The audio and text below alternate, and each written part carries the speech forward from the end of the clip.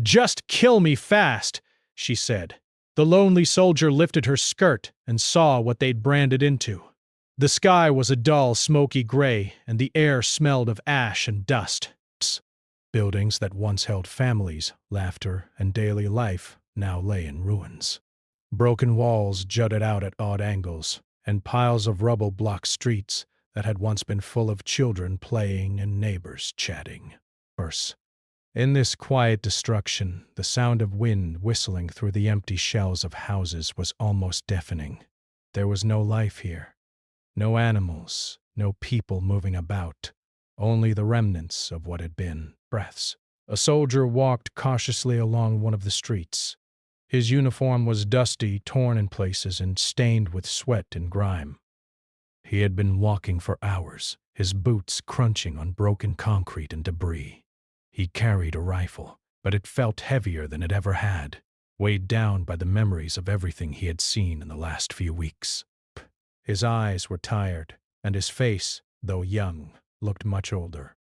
The loneliness of war had settled in him, a quiet companion that never left, and he had grown used to seeing death and pain without flinching. He paused for a moment, scanning the area for movement. The town was supposed to be empty now. Most people had fled or hidden. But sometimes in places like this, danger could be hidden in the smallest shadows. A cat, a stray dog, or worse. He had learned not to trust silence.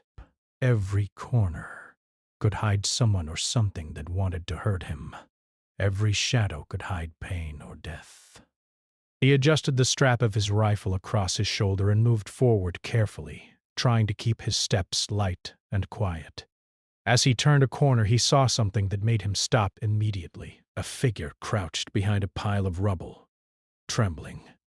It was a woman, and she looked smaller than anyone he had ever seen in real life. Her clothes were torn, her skin smudged with dirt and bruises, and her eyes were wide with fear. She looked almost ghost-like, as if she might vanish into the dust at any moment. The soldier's heart tightened. He had seen many people during the war, but something about her, the way she was shaking, the emptiness in her eyes, made him pause. Breaths. She was not an enemy, and she was not fighting. She was only trying to survive. "Please," she whispered, her voice almost swallowed by the wind. Just kill me fast." The soldier froze. The words cut deeper than any bullet ever could. He lowered his rifle slightly. He had expected anger, hatred, or desperation in the eyes of people he had fought against. But this was something else entirely. It was hopelessness. She didn't want to fight or rasp. She didn't want to run. She didn't want anything anymore. She only wanted the pain to stop, even if it meant the end of her life. He wanted to speak, to say something comforting, but no words seemed right. How could he tell someone that life might still be worth living when he had seen so much death? How could he explain hope in a place that had no warmth, no safety, no normal life left? And yet, even in the midst of this destruction, something inside him refused to let her go. He could not just leave her here to disappear into nothing. Slowly, he stepped closer, keeping his hands visible so she would not be frightened. I'm not going to hurt you," he said gently. "I just want to help." The woman flinched at his voice but did not move. Her body trembled violently as she curled in on herself. The soldier crouched a few feet away, careful not to invade her space too quickly. He could see the dirt and dried blood on her skin, the scratches along her arms, and the exhaustion written across her face. She had clearly been through something terrible. He could not imagine what horrors had brought her to this moment. Why should I trust you?" she whispered. Her voice was barely audible, but the fear in it was clear. Breaths. "Everyone else, They hurt me. They—" The soldier shook his head slowly. "I don't know who hurt you," he said, "and I'm not going to pretend I understand everything. But I can't help you now. Bray." "I can take you somewhere safe." Her eyes darted around the rubble-strewn street as if searching for some invisible threat. She seemed frozen between fear and exhaustion. For a long moment, neither of them spoke. The wind howled around them, carrying dust into their eyes. But the silence between them was heavier than the noise. The soldier remembered the first time he had seen someone broken by the war. A child, no older than 10, had cried in his arms, and he had felt powerless. That memory came back now, sharper than ever. He knew he could not force anyone to trust him, but he could offer something. A choice, even if small, even if fragile. He decided to wait. Hours seemed to pass, though it was probably only minutes. Breaths. Slowly, the woman lifted her head just a little, peering at him with wary eyes. They were dark, deep, and full of a sadness that made his chest tighten. Her hands shook as they rested on her knees, and her body seemed too small for the weight of everything she had endured. "Why are you helping me?" she asked finally. Her voice was a whisper, raw and hesitant. "Because no one deserves to be left alone like this," the soldier replied softly. No one should have to face everything by themselves. For the first time, she allowed herself to breathe a little easier. Not much, but enough to signal that she might listen, might move, might survive. The soldier kept his distance, but he slowly reached into his bag and pulled out a small bottle of water and a piece of dried bread. "Here," he said, holding it out. "You need to eat something. You can't think clearly if you don't have strength." She looked at the bread suspiciously, as if it were a trick, but hunger eventually won over fear. She took it slowly, nibbling at it, while her eyes never left his. The soldier watched quietly, giving her space. He wanted to let her know that she could choose to trust him, that survival was still an option, even when hope felt impossible. As she ate, he looked around the street. Every building, every broken window, every scorched wall told the story of war. Pain. Families torn apart, homes destroyed, livelihoods vanished. And yet, despite all this, a part of him still believed that human kindness could survive even here, even now. He decided that he would protect this woman, at least until she was safe. "Can you walk?" he asked gently. "Bap, bap, bap." She nodded slowly, barely lifting her head. Her legs were weak, but she managed to stand with his help. Each step she took was careful, slow, as if the ground itself might betray her. The soldier stayed close, keeping his hand near hers, ready to support her if she fell. Together, they began moving through the broken streets, careful to avoid unstable rubble and sharp debris. He guided her through narrow alleys and past collapsed buildings, each step measured and deliberate. He noticed her flinching at every sudden sound, at every shadow that moved with the wind. The soldier wanted to tell her that the danger was less now, that he was there, but he also knew that words were not enough. Only actions could show her that she was safe. As they moved, she began to whisper small fragments of her story. She spoke of families lost, villages destroyed, and people she had trusted who had turned against her. Her words were broken, sometimes repeating themselves, sometimes trailing off into silence. The soldier listened quietly, offering nods and gentle words of encouragement. He knew that no one could truly understand the weight she carried, but he could acknowledge it, validate it, and show her that she was not invisible. By the time they reached a small corner that offered some shelter, she was exhausted. She sank to the ground, leaning against the remains of a wall. The soldier sat a little distance away, keeping watch, but not imposing himself. He could feel the tension in the air, the fragile connection forming between them. She was still scared, still fragile, but she was alive. That alone was a victory in this shattered world. The sky was beginning to darken, and the wind had grown colder. The soldier could see the fear in her eyes, but also a tiny spark, the faintest glimmer of life fighting against despair. He knew the road ahead would be difficult. Healing would take time. Trust would take even longer. But for now they had each other.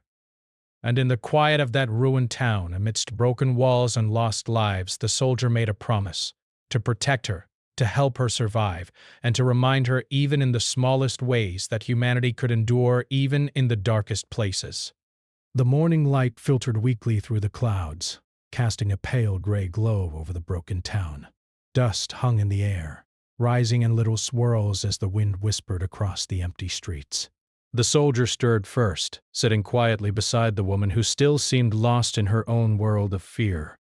She had slept fitfully against the rubble, her body curled inwards as though trying to disappear completely. Every now and then she shivered, though it was not just from the cold. The soldier understood that shivering could come from exhaustion, hunger, fear, or something far worse. He had seen the human body respond to trauma in ways that were both frightening and heartbreaking. He adjusted his backpack and looked down at her. Breaths. Her face was pale, her lips cracked from thirst, and her eyes barely opened as she awoke. She blinked slowly, almost as if she were trying to make sure the nightmare of yesterday had not returned. The soldier gave her a small, encouraging nod. "It's safe now," he said softly. "Bah, you're safe here with me." Her eyes searched his, wide and hesitant. She did not respond immediately, her lips parting slightly, but no words coming. Butte. Slowly, carefully, she began to stand. Her movements were weak, unsteady, and the soldier had to steady her with a gentle hand on her shoulder. She allowed him to support her, but the moment her weight was on her legs, she nearly collapsed. He adjusted his grip and whispered, "Take it slowly." "There's no hurry." They started moving again, the soldier leading her through the twisted streets. Broken concrete and shattered bricks made the path uneven. He watched every step she took, noticing the way her body seemed almost too small to carry the weight of her fear. Each movement was careful, deliberate, as if the world itself were ready to betray her. As they walked, the soldier tried to speak gently, to distract her from the darkness inside her mind. "Do you remember where you were before all this?" he asked. His tone was calm, not pressing, just offering a chance for her to speak. She hesitated. Her eyes fell to the ground, tracing the cracks in the pavement.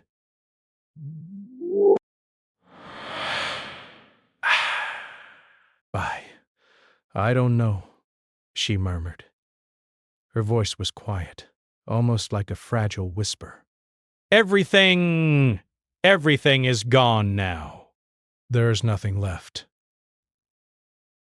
The soldier nodded slowly. He understood the truth in her words.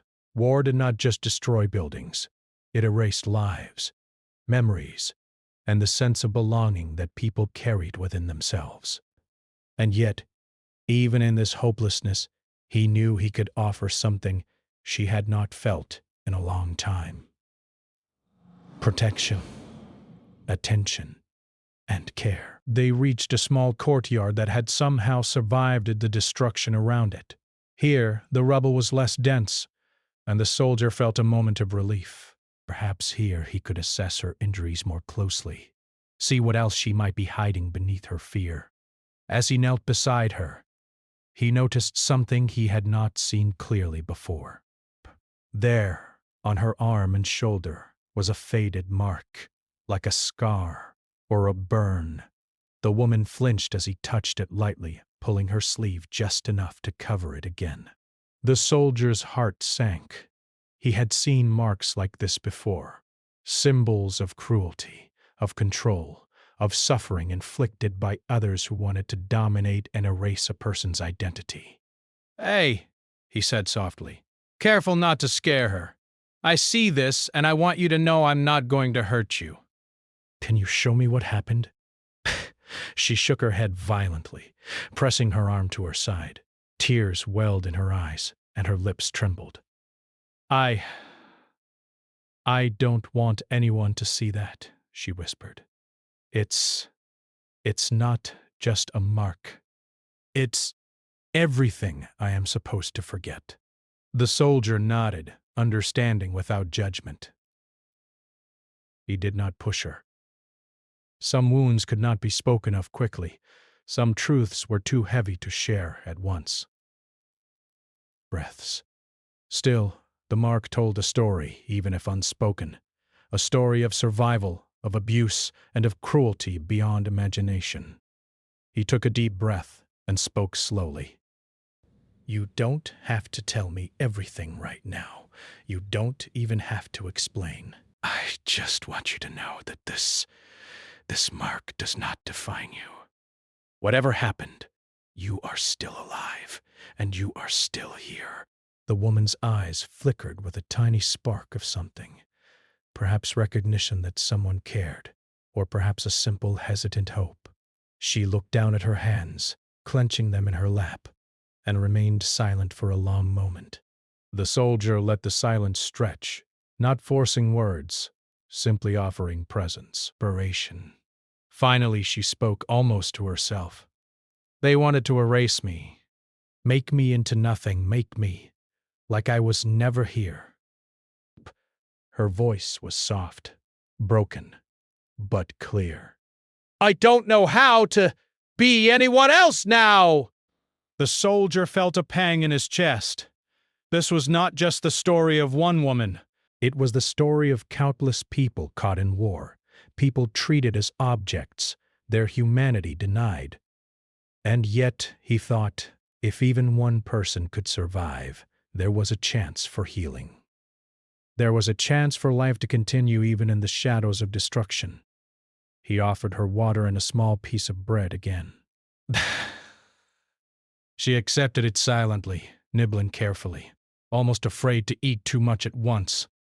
He watched her, making sure she ate slowly and drank enough. The simple act of eating, drinking, and being cared for was almost revolutionary in a place where survival had become a daily battle. As she ate, he spoke again. "You survived this terrible thing. That makes you stronger than anyone who ever tried to hurt you." And now, you're not alone. Her eyes met his briefly. For a second, there was no fear, only the faintest acknowledgement that she was seen and understood. It was a fragile connection, but a connection nonetheless. After a few minutes, he decided it was time to move again. They could not stay in one place for too long. Danger could come from anywhere. He helped her to her feet carefully. Her legs trembled, but she trusted him enough to follow his guidance. By step. They moved through the town, slower than a normal walk, but each step was a victory in itself. As they moved, the soldier noticed her scanning every shadow, every doorway, every broken wall. Her fear was not gone. It had simply learned to coexist with her survival instincts. He understood that completely. He had carried fear with him for so long, but he had learned to channel it into vigilance rather than despair. Breath. He wished he could teach her that, but he knew it would take time. They reached a small abandoned building that offered some protection from the wind. Inside, the floor was dusty and littered with debris, but it was safe enough to rest for a while. The soldier motioned for her to sit, and she lowered herself slowly, sinking to the ground with a sigh that carried exhaustion, fear, and relief all at once. He knelt nearby, careful not to crowd her. "You're safe for now," he said quietly. "We'll find a place to get you medical help soon. But first, You need to rest. She nodded faintly, her eyes closing briefly. But I didn't think anyone would help me, she murmured. Psst, you're not alone anymore, the soldier said softly. I'll stay with you until you are. For the first time in what felt like months, maybe even years, the woman allowed herself to relax just a little. She still carried fear, still carried memories that would never fully leave her, but she also carried a fragile sense of trust. And for the soldier, that trust was a promise. A promise that he would do everything he could to help her survive, to restore even a small part of the dignity and humanity that had been taken from her. Outside, the wind continued to whisper through the ruins, carrying the faint scent of smoke and dust. The town was broken. The world around them was cruel and unforgiving. But inside this small corner, in this fragile moment, two people, one weary soldier and one traumatized survivor, shared a quiet truth.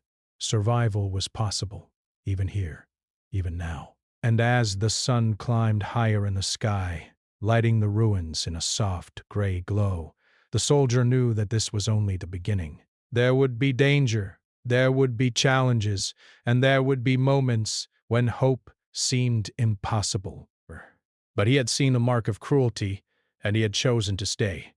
That choice, he knew, might be the most important thing he had ever done. The ruins of the town stretched endlessly around them, broken walls casting jagged shadows over streets littered with debris. The soldier led the woman carefully, moving slowly so she could keep her balance. Each step was measured, cautious, and yet steady.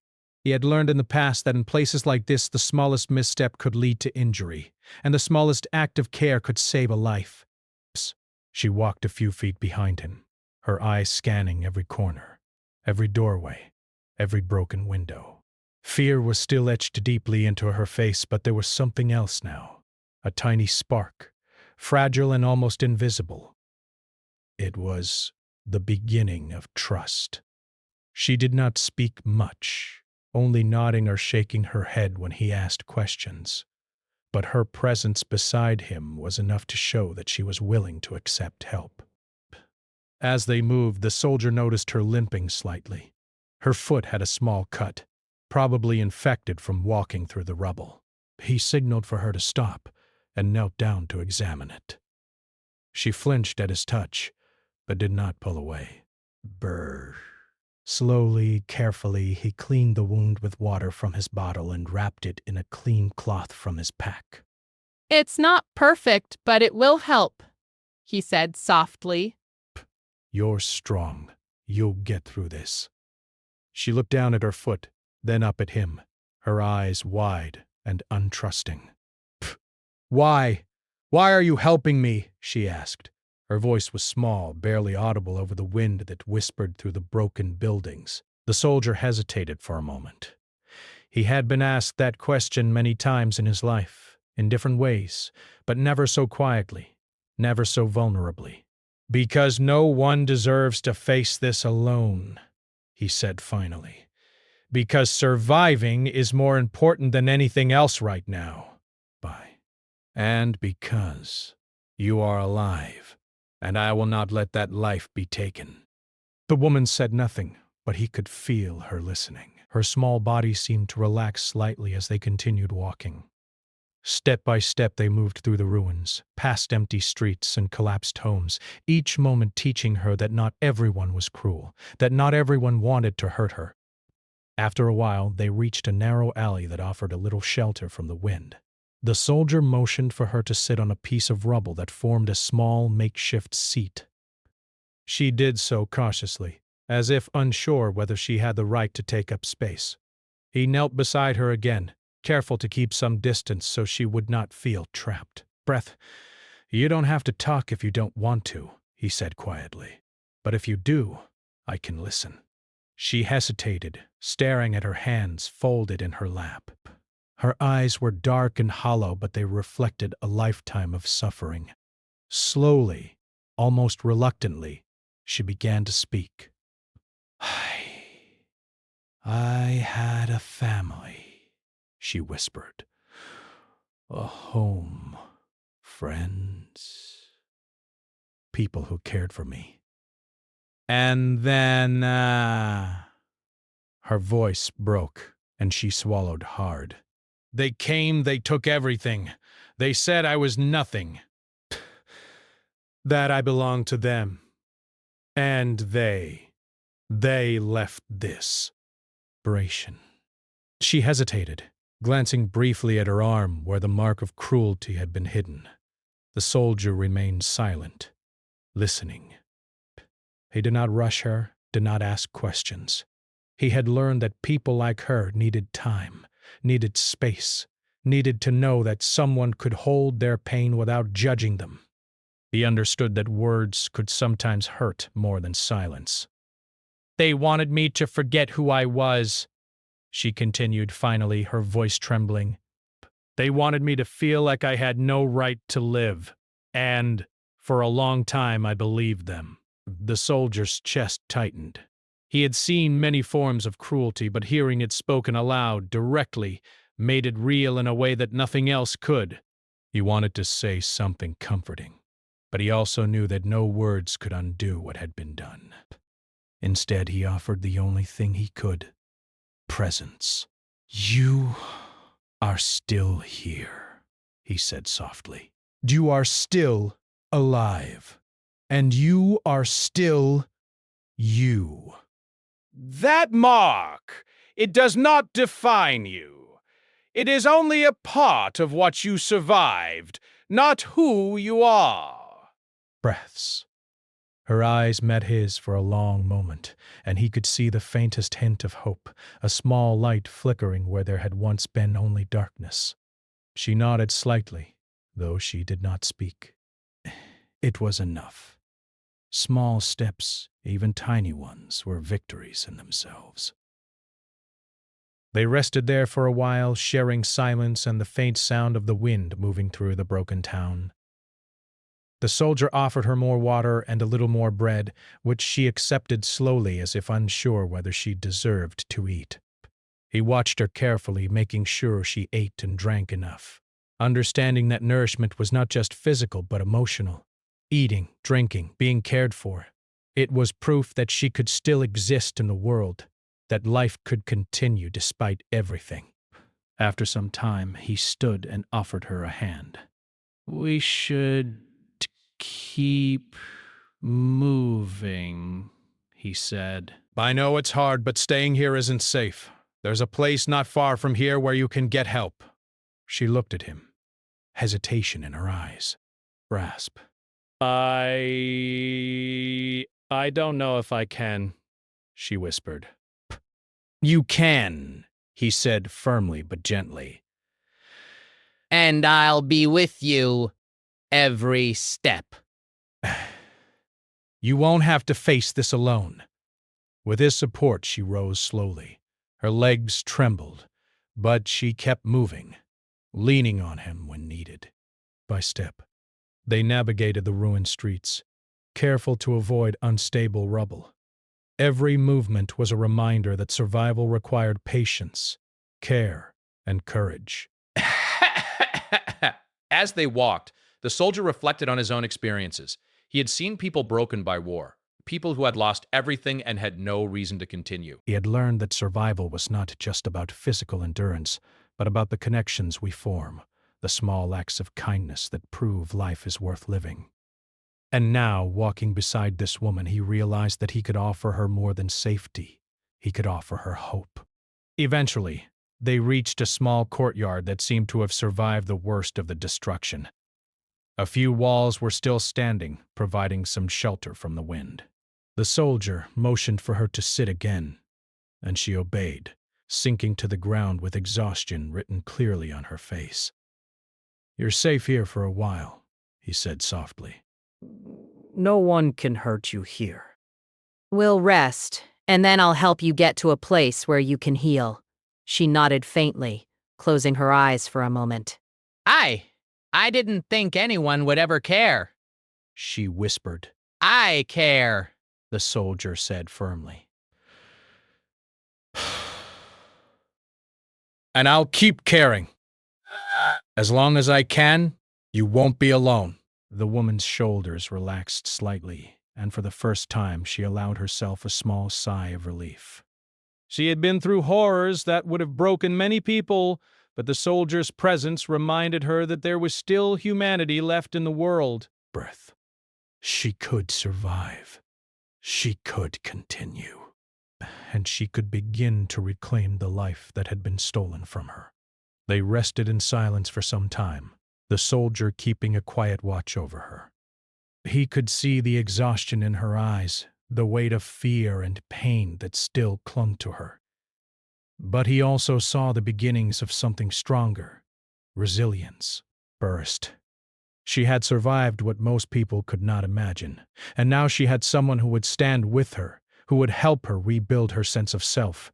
Finally, as the day grew brighter and the wind less harsh, the soldier helped her to her feet again.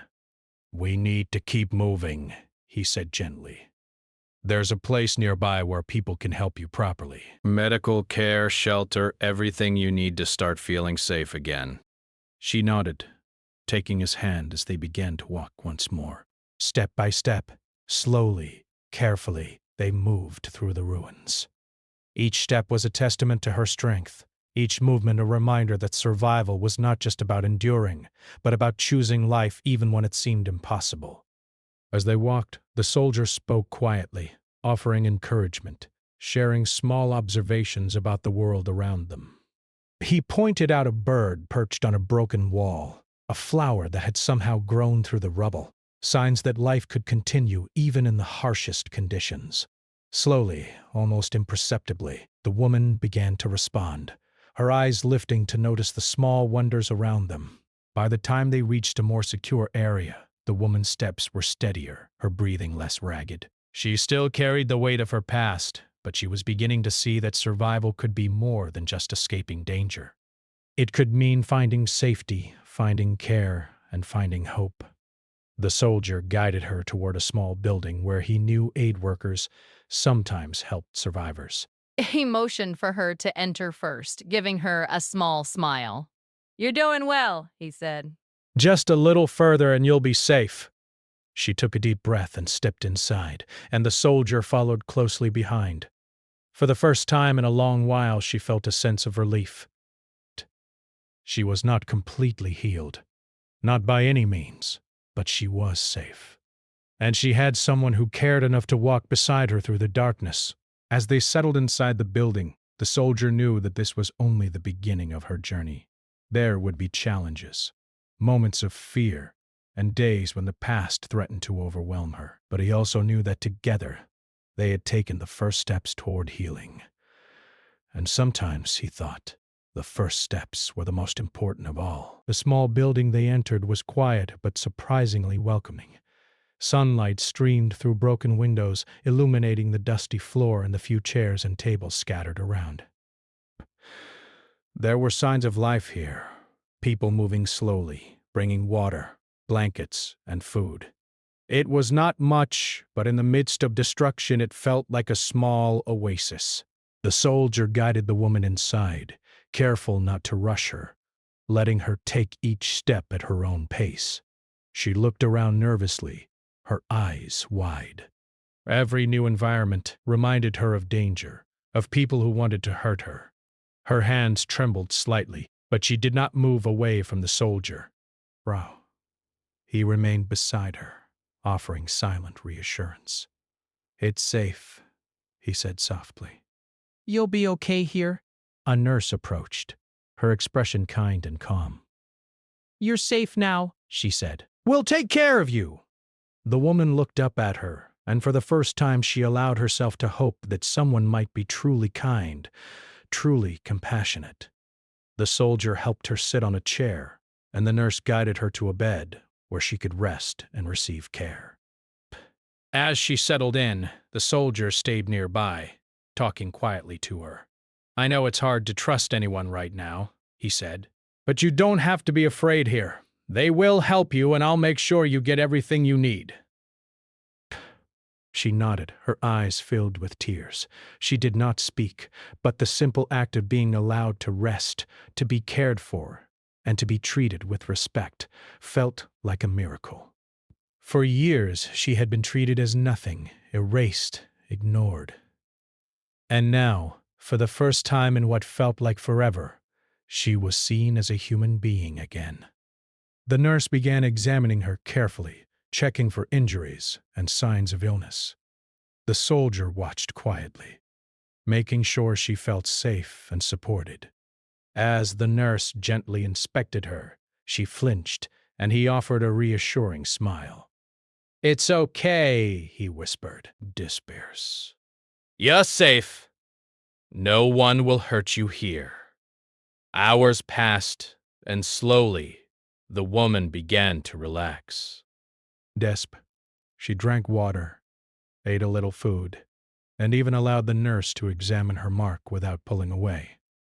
The soldier stayed with her, holding her hand lightly at times, offering silent encouragement. He understood that healing was not just physical, it was emotional, psychological, and it took time.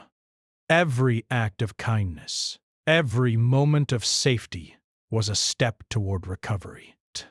Later, the nurse left to prepare some basic supplies, and the soldier turned to the woman. "Do you want to talk?" he asked gently. About what happened. Only if you want to. She hesitated, biting her lip. Then slowly, carefully, she began to speak. They said I was worthless," she whispered.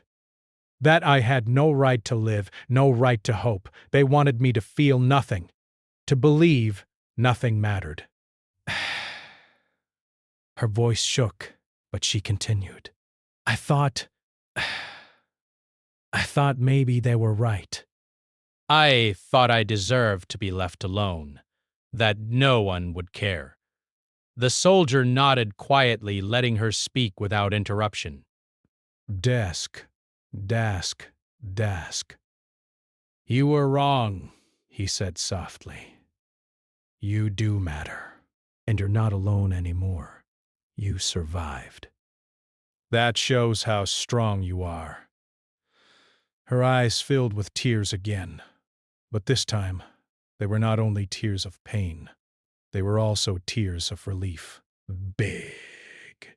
She had been carrying so much for so long, and finally someone was listening. Finally someone believed in her. It was a small moment, but it was enough to start rebuilding what had been broken. Over the next few days, the woman received proper care. Her wounds were cleaned and dressed, and she was given nutritious food and water. Breathed. She slept, rested, and slowly began to regain strength. The soldier remained nearby, helping her with small tasks, sharing quiet conversation and offering reassurance.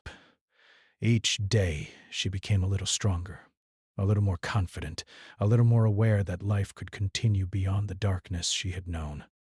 One afternoon, as the sun shone softly through the window, she looked at the soldier with a faint smile. "Thank you," she said quietly.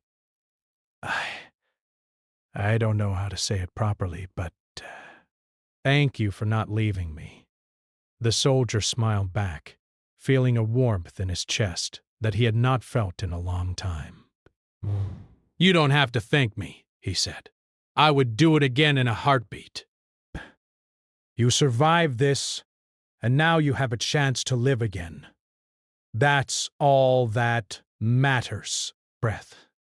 Days turned into weeks, and slowly the woman's confidence began to return. She started walking more steadily, talking more openly, and even laughing softly at small jokes the soldier made. It was not full healing. There were still moments of fear, sadness, and memory, but it was progress. Each small step was a victory, a sign that survival was not just about enduring, but about regaining life. The mark that had once been a symbol of cruelty no longer defined her in the soldier's eyes. He treated her with respect, dignity, and patience, showing her that she was more than what had been done to her. Over time, she even began to see herself that way. The mark remained a part of her past, but it no longer controlled her present. One evening, as they sat quietly together watching the sun set over the broken town, The woman spoke softly. "I never thought I could feel safe again," she said. "But now I feel almost normal. Not completely, but, Burry, maybe one day I can be fully myself again." The soldier nodded, understanding. But healing was never complete. But it was possible. "One day at a time," he said. "That's all anyone can do. And you've already come so far." In the following weeks, the woman began to engage more with others in the safe space. She shared her story with trusted caregivers, not to dwell on the pain, but to reclaim her voice. Each time she spoke, she felt a little stronger, a little more in control of her own life. The soldier continued to stand by her, offering support and encouragement, a steady presence in a world that had once seemed only cruel and dangerous. Eventually, arrangements were made to move her to a more permanent, safe place, where she could receive continued care, education, and support. The soldier walked beside her one last time through the streets they had once navigated together. Town was still broken, still scarred by war. But they had survived. They had endured. And now she had a chance to rebuild, to reclaim her life, and to carry her story forward. As they reached the edge of the safe area, she turned to the soldier. "I will never forget you," she said quietly. You gave me hope when I had none." You reminded me that life is worth living. He smiled gently, feeling both pride and humility. "You gave me hope, too," he replied. "You reminded me why we fight to protect others, why we survive ourselves. But keep moving forward, and don't let anyone take that away from you." With that, they parted ways. The woman stepped into the care center, ready to begin the next chapter of her life. The soldier watched her go, knowing that she was strong, resilient, and ready to face the future. He turned away slowly, feeling a mix of relief and quiet satisfaction. But he had kept his promise to protect her, to help her survive, and to remind her that even in the darkest places humanity could endure. As the sun dipped below the horizon, painting the sky in shades of orange and pink, the soldier walked back into the ruins of the town. He carried with him the memory of the woman's courage, her small victories, and the fragile hope they had nurtured together.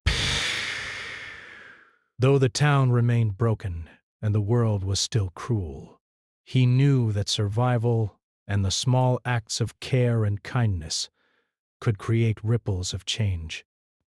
He had learned that healing was possible even after unimaginable pain, and that even one person could make a difference in another's life. And perhaps most importantly, he had learned that even in a world filled with destruction, humanity could survive. The woman's story would not end here. She would continue to face challenges, struggle with memories, and confront the world's harsh realities. But she would do so with the knowledge that she was not alone, that she had survived, and that she had the strength to reclaim her life. And for the soldier, her survival was a reminder of why he endured, why he continued to walk through the ruins, and why he still believed in the power of human connection. In a world that often seemed hopeless, they had found a glimmer of light. It was fragile, small, and easily lost, but it was there, and that was enough.